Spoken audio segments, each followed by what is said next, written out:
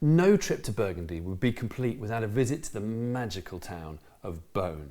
It's almost as if the smell of wine seeps up through the cobbles from the many underground tunnels and cellars. There's also the food market, which is a massive draw when the sort of central square gets taken over by tables groaning under the weight of Comte and Beaufort wheels, and also sort of mountains of truffles and buckets of local mustard and fresh produce, everything from sort of purple artichokes to nectarines and tomatoes and wild strawberries. And the quality of the produce, which has been perfected over centuries, is the main reason that Burgundy is such a mecca for food and wine lovers. I mean, quite simply, it's home to some of the best, most flavoursome, elegant and delicious food and drink that you will ever taste. It's also some of the most expensive. I was in Burgundy recently for the famous Hospice de Beaune wine auction, which has been going on since 1859 under the auspices of the local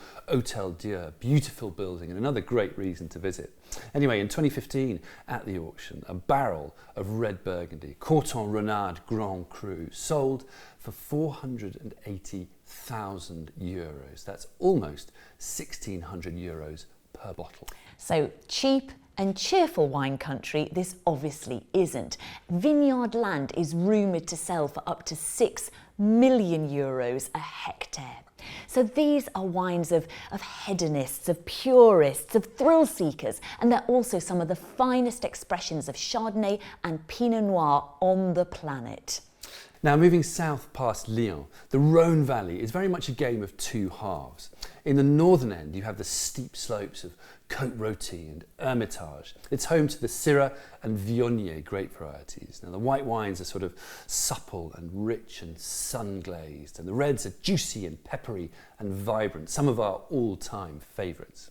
In the southern Rhone, things warm up and you move into the broad, spicy styles of wine that are based on the Grenache grape variety.